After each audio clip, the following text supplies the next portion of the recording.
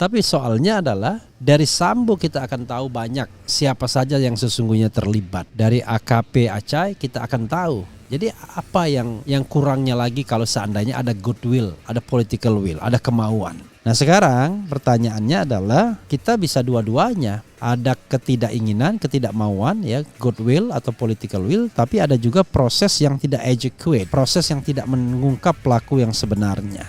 Jadi cenderung ditutup-tutupi karena orang yakin gak mungkin kasus ini tidak ada orang yang terlibat selain yang dua yang sudah divonis bebas tersebut. Suasananya mungkin berbeda. Kemarin Sambo dan gengnya begitu solid bisa menutupi semuanya, tetapi sekarang justru mereka jatuh dalam kasus Joshua dan harusnya dalam kasus KM50 ini menjadi entry point untuk mengungkapkan kasus ini lebih jauh.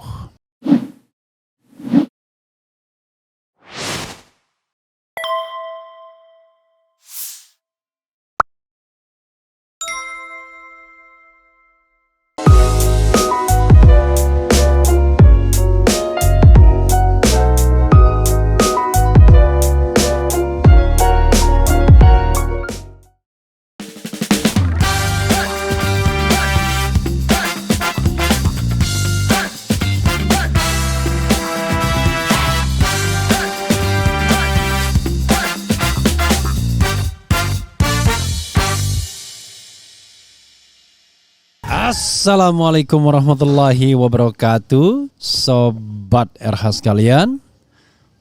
Jumpa lagi kita di channel yang keren ini. Keren cadas ya. Sengaja saya putarkan video itu bahwa Sambo mengaku di persidangan bahwa dia biasa ngolah CCTV, salah satunya CCTV KM50. Jadi Sobat Era sekalian, ini sebenarnya nggak usah kita bilang novum, tapi bilang saja kita lakukan penyelidikan ulang yang genuine. Tentu dengan tersangka yang berbeda, dengan terduga yang berbeda. Karena bisa saja yang kemarin diajukan ke persidangan bukan otaknya ya, tetapi orang yang ya sekedar disuruh saja, atau pelaku lapangan, atau jangan-jangan bukan pelaku lapangan juga. Nah ini tinggal ada kemauan nggak, ada political will nggak, ada goodwill nggak dari pertama istana, kedua kepolisian untuk menindaklanjuti ini. Karena kalau clue-clue soal informasi yang seperti ini kan sudah banyak beredar. Bahkan sebelumnya dalam dakwaan Sambo disebut bagaimana peran AKP Ari Cahyadi atau AKP Acai yang merupakan tim KM50. Kelihatan kan sebenarnya mereka juga yang mengolah ini. Dan bayangkan dalam kondisi dalam jabatan sebagai Kadif Propam, Sambo mengatakan tidak ada masalah dengan proses penyelidikan dan penyidikan KM50. Jadi dia juga. Tapi soalnya adalah dari Sambo kita akan tahu banyak siapa saja yang sesungguhnya terlibat. Dari AKP Acai kita akan tahu. Jadi apa yang kurangnya lagi kalau seandainya ada goodwill, ada political will, ada kemauan. Persoalannya tinggal ada kemauan atau tidak untuk melakukan proses ulang terhadap penyelidikan dan penyidikan KM50 ini. Jadi Sobat Era sekalian, Hausinuddin misalnya pernah mengatakan ada 3 entry point untuk mencari atau membuka kembali kasus KM50 ini, yaitu fenomena atau fakta-fakta yang terungkap dalam sidang Habib Bahar. Itu jelas bahwa dalam sidang Habib Bahar banyak sekali fakta-fakta yang terungkap yang tidak berkesesuaian dengan dalam tanda kutip skenario yang berkembang selama ini. Yang kedua adalah makanya Habib Bahar kemudian tidak bisa dikatakan menyebarkan berita bohong, hanya berita yang berlebihan atau yang tidak lengkap atau yang belum terkonfirmasi, yaitu pasal 15 Undang-Undang 1 1946. Nah yang kedua adalah entry pointnya dari Satgasus. Jadi dari Satgasus Merah Putih. Berikutnya tentu dari CCTV itu sendiri. Banyak jalan kalau kita mau. Jadi dari Satgasus, dari CCTV, dari bukan dari CCTV, dari buku putih. Jadi dari 3, dari Satgasus, dari buku putih dan dari persidangan Habib Bahar. Itu 3 pintu masuk untuk membuka kembali kasus KM50 ini. Pertanyaannya lagi-lagi, apakah ada political will atau enggak? Kalau tidak punya political will, ya itu susah jadinya ya. Ada political will atau tidak? Beberapa yang lalu kita sudah pernah memuat juga soal yang terkait dengan AKP Aca ya, yang utak-atik KM50 dan namanya muncul dalam dakwaan. Ini misalnya berita ini ya, berita 5 pengakuan Acai tim CCTV KM50 soal arahan Verdi Sambo. Ini 27 Oktober 2022. Acai tim CCTV KM50 ternyata ex anggota Satgasus. Kemudian terungkap tim KM50 dapat tugas ambil CCTV di kompleks rumah. Ada pengamanan CCTV KM50 di dakwaan Sambo.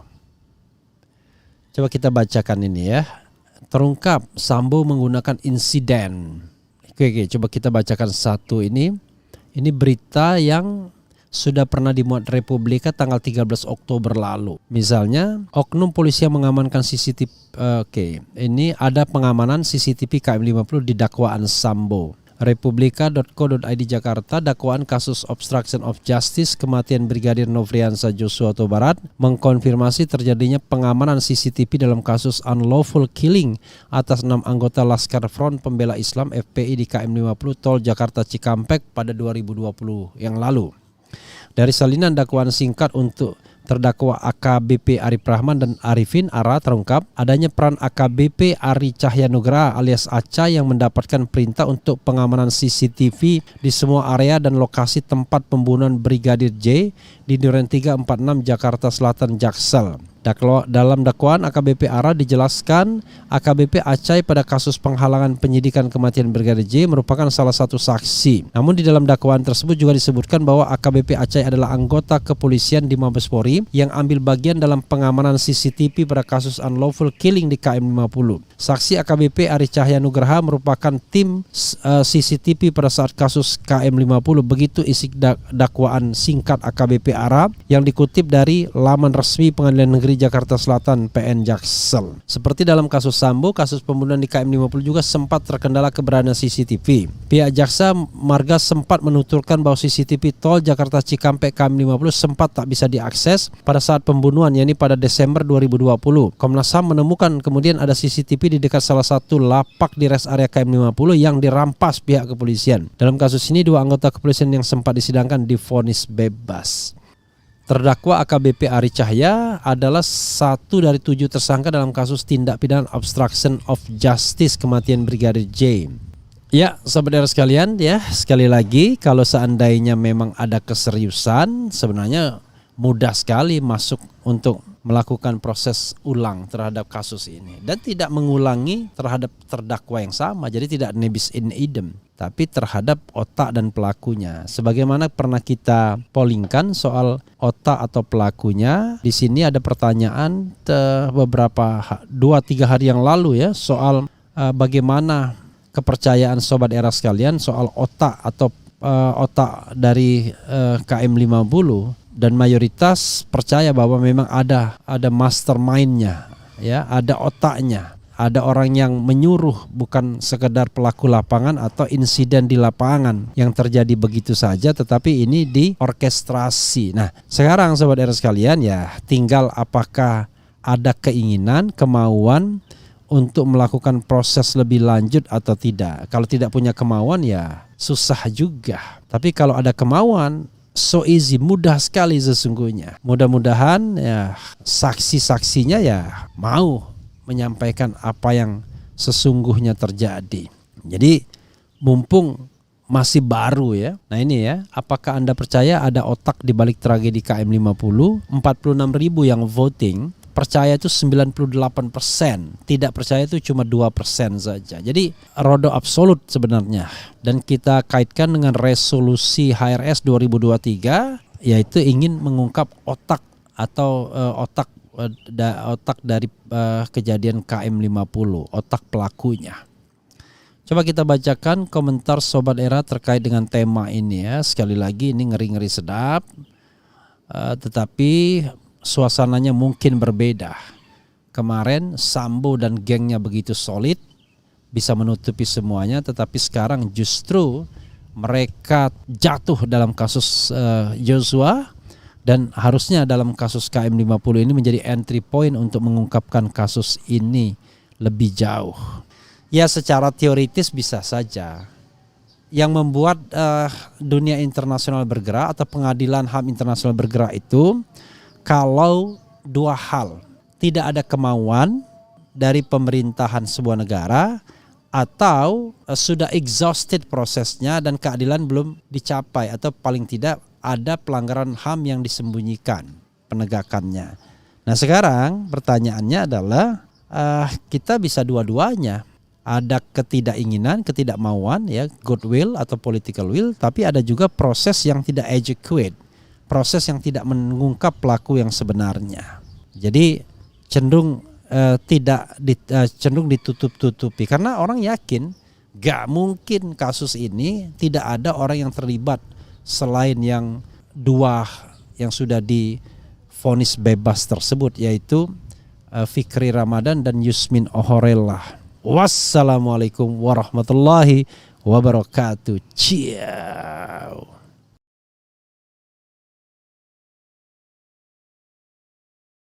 Assalamualaikum warahmatullahi wabarakatuh. Sobat RH sekalian, jumpa lagi kita di channel yang keren ini. Keren cadas ya. Kita bahas pengakuan dari Acai ya, tim CCTV KM50 soal arahan Ferdi Sambo sebagaimana dilansir Detikcom ya. Saya kira memang mudah-mudahan ya media-media yang punya hati termasuk yang besar itu mau mengangkat soal KM50 ini. Kasihan keluarga korban ya tidak mendapatkan keadilan sampai saat ini. Tetapi tentu ini lebih pada bagaimana membuat persoalan itu duduk pada soal yang sebenar-benarnya, seadil-adilnya ya, bukan mencari orang yang disalah-salahkan atau yang benar disalahkan, yang salah dibenar-benarkan, begitu ya. Dan walaupun dalam kasus Ferdi Sambo ya hanya disinggung sedikit bahwa Acai adalah anggota KM50, tetapi ya tetap apa yang disampaikan itu worth it untuk menggambarkan jangan-jangan beginilah yang terjadi dengan KM50 ya. Ada penyisiran, ada pembersihan, ada pemberesan CCTV ya. Kan tinggal ditanya saja pada Acai. Asal yang melakukannya adalah tim independen. Nah, saatnya seperti yang saya singgung tadi ya, saatnya sobat era sekalian mendorong Komnas HAM untuk melakukan penyelidikan yang pro justisia.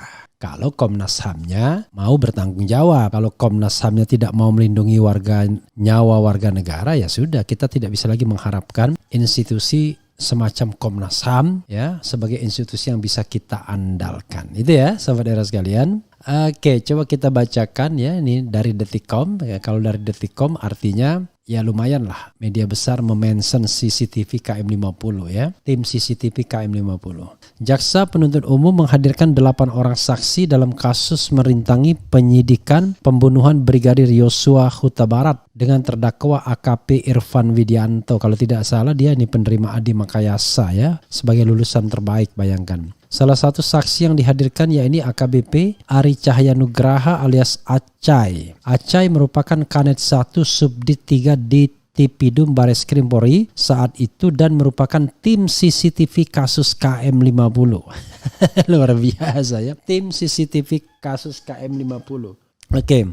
Acai mengaku sempat dihubungi Ferdi Sambo pada saat hari kejadian yakni Jumat. Bayangkan pukul 17.30 berarti masih panas jasad dari Yosua ya.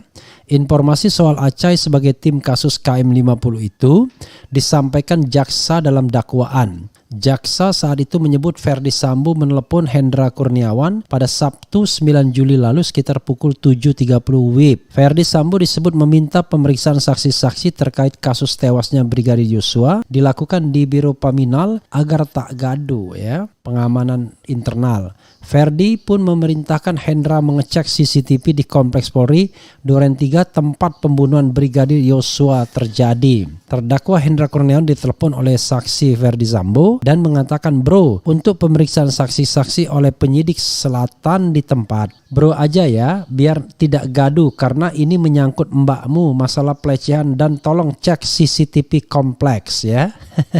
Kata jaksa saat membacakan surat dakwaan Brigjen Hendra dalam persidangan di Pengadilan Negeri Jakarta Selatan. Jadi saudara sekalian, kalau begitu saja pesannya, tolong periksa CCTV kompleks. Artinya mereka udah tiktokan. Mereka udah paham ya. Sudah paham, wah ini artinya kerja lama diulang kembali.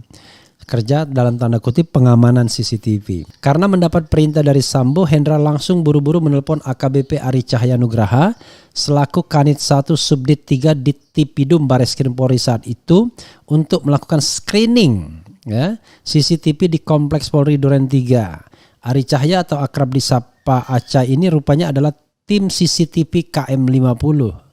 Apa kerjanya ya? Lalu sekira pukul 08.00 WIB terdakwa Hendra Kurniawan menghubungi saksi Ari Cahyanuggraha alias Acai yang merupakan tim CCTV pada saat kasus KM50 kata jaksa. Ternyata Ari Cahya saat itu tengah berada di Bali. Ari kemudian memerintahkan anak buahnya Irfan Widianto untuk mengecek CCTV di rumah dinas Ferdi Sambo itu. Jadi saudara sekalian ya. Jadi mereka ini udah tiktokan ya. Kira-kira udah tahu apa yang bakal dikerjakan. Oh, berarti harus mengamankan CCTV. Satu diminta, ini pengakuannya ya. Satu diminta datang ke rumah Ferdi Sambo. Acai saat itu diminta datang ke rumah Ferdi Sambo. Acai lalu datang bersama AKP Irfan yang merupakan anak buahnya menggunakan sepeda motor ke rumah dinas Ferdi Sambo di Duren 3 Jakarta Selatan. Ya, ditelepon Pak Sambo saat itu saya di kantor di Bareskrim. Beliau suruh saya datang kurang lebih 17.30. Cai, ke rumah saya sekarang. Saya jawab siap, ujar Acai dalam persidangan di PN Jaksel. 2. Sempat lihat Yosua tergeletak. Acai mengatakan dirinya sempat melihat ada orang tergeletak di dalam rumah dinas Sambo. Menurut Acai, Sambo saat itu sedang duduk sambil merokok di luar rumah. Dia mengatakan wajah Sambo terlihat memerah saat itu ya. Sampainya di sana terdakwa AKP Irfan hanya di luar. Saya tak tahu aktivitas apa karena saya pribadi dipanggil Pak FS. Kurang lebih setelah saya dipanggil posisi Pak FS di meja merokok sendirian menggunakan celana PDL dengan wajah yang tidak seperti biasanya. Wajahnya merah seperti kecewa. Setelah habis rokoknya baru saya sampaikan mohon izin Jenderal saya Acai, ucapnya. Sampainya di sana terdakwa AKP Irfan hanya di luar. Saya tak tahu aktivitas apa karena saya pribadi dipanggil Pak FS, ucap Acai saat menjadi saksi untuk AKP Irfan di Pengadilan Negeri Jakarta Selatan. 3. Wajah Ferdi Sambo merah.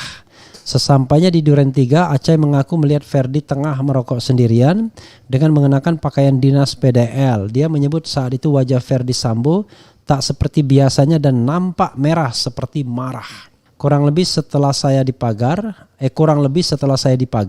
posisi Pak FS di meja merokok sendirian menggunakan celana PDL dengan wajah yang tidak seperti biasanya.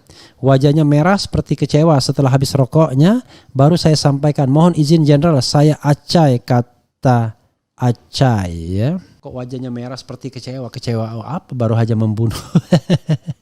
Yang adalah marah ya. Dan kemudian ya marah saja, baru orang yang baru menumpahkan kesal atau apa. Dia kemudian masuk ke rumah Sambo saat itu katanya ada seseorang yang terlihat tergeletak di dekat tangga. Acai mengaku bertanya ke Sambo siapa orang yang tergeletak itu. Dia mengatakan Sambo menyebut orang yang tergeletak itu adalah Yosua. Saya masuk garasi menuju dapur. Ini posisi masih di dapur terlihat seseorang tergeletak di sebelah tangga. Mohon izin Jenderal siapa dia? Dijawab itu Yosua. Kurang ajar dia melecehkan ibu katanya. Saya lupa ditembak atau tertembak tapi yang jelas ada peristiwa tembak menembak antara Yosua dan yang lain dan di dalam sudah ada anggota Propos 4-5 orang, ucapnya. Dia mengaku ditanya anggota Propos mengapa ada di lokasi dan menjawab dirinya diperintah Sambo. Dia kemudian keluar rumah dan melihat Sambo sedang menelepon. Saya lihat Pak FS di taman menelepon, saya nggak tahu telepon siapa. Kemudian ambulans datang, saat ambulans datang petugas sendirian, awalnya diturunkan tempat tidur ada rodanya, ucapnya. Diperintah angkat jenazah Yosua. Acai mengaku sempat diperintah Ferdi Sambo untuk mengangkat jenazah Brigadir Yosua Huta Barat. Acai mengatakan saat itu jenazah Yosua hendak dibawa oleh petugas ke dalam ambulans. Acai mengaku sempat melihat jenazah Yosua tergeletak di dalam rumah dinas Sambo sebelum ambulans datang untuk mengangkat jenazah. Kemudian yang diturunkan oleh petugas ambulans itu Tandu Safe and Rescue. Kemudian Pak FS Ferdi Sambo masuk ke dalam bersama si petugas ambulans tersebut dan memanggil saya, "Cai, tolong bantu angkat jenazah." Saya lihat ke dalam posisi jenazah itu sudah ada di dalam kantong. Namun kesulitan untuk diangkat ke tandu, ujar Acai. 5. Acai sempat tanya Barada E. Acai mengaku juga sempat bertanya kepada Barada Richard Eliezer Pudihang Lumiu atau Barada E di rumah Sambo. Acai mengatakan Richard mengaku telah menembak Yosua. Saya tanya Ricky, ada apa? Ian Dan, ada tembak-menembak dengan Yosua, sambil dia menunjuk ke arah Richard yang ada di sebelah kanan saya. Saya tanya, kamu tembak Yosua? Dijawab, siap Dan. Saya tanya lagi, kamu yang nembak? Dengan mimik yang tenang, dia mengatakan siap Dan, saya yang nembak, ujar Acai. Maksudnya yang nembak ini adalah Barada Richard ya. Dalam kasus ini AKP Irfan didakwa dengan pasal 49 Jungto pasal 33 dan pasal 48 Jungto pasal 32 ayat 1 Undang-Undang 19 2016 ya. Kemudian pasal 233 dan pasal 221 ya. Jadi kalau pasal 33 dan pasal 32 itu apa ya? Undang-Undang nomor 19 tahun 2016 ya.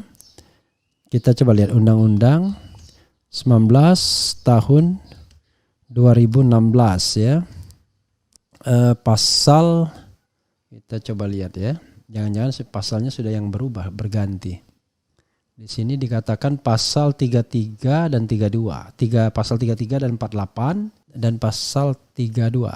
Apa isinya ya? Dan ancamannya kalau Undang-Undang ITE memang jauh lebih lama dibandingkan kalau KUHP ya. Ini undang-undang yang mengancam banyak orang ini. Pasal 33 nggak ada di sini ya. Sudah berubah itu pasal ya. Berarti di undang-undang yang baru mungkin ya. Berarti jadi di undang-undang yang lama ya. Yang bukan yang 19 ya. Ya nanti kita cek ya sama-sama, tetapi dulu saya pernah ngeceknya dan kira-kira ancaman hukumannya sampai 5 tahun, 6 tahun kalau nggak salah. Jadi di sini dibilang Jungto pasal 48 itu pastilah ancaman hukuman ya. Karena Undang-Undang ITE ini memberikan ancaman hukuman yang lama-lama semua. Oh ini berarti di undang-undang yang lamanya, bukan di undang-undang ininya ya. Bukan undang-undang 19-nya tapi undang-undang sebelumnya ya. Oke, sobat era sekalian, ini undang-undang perubahannya ya. Nggak cermat juga ini.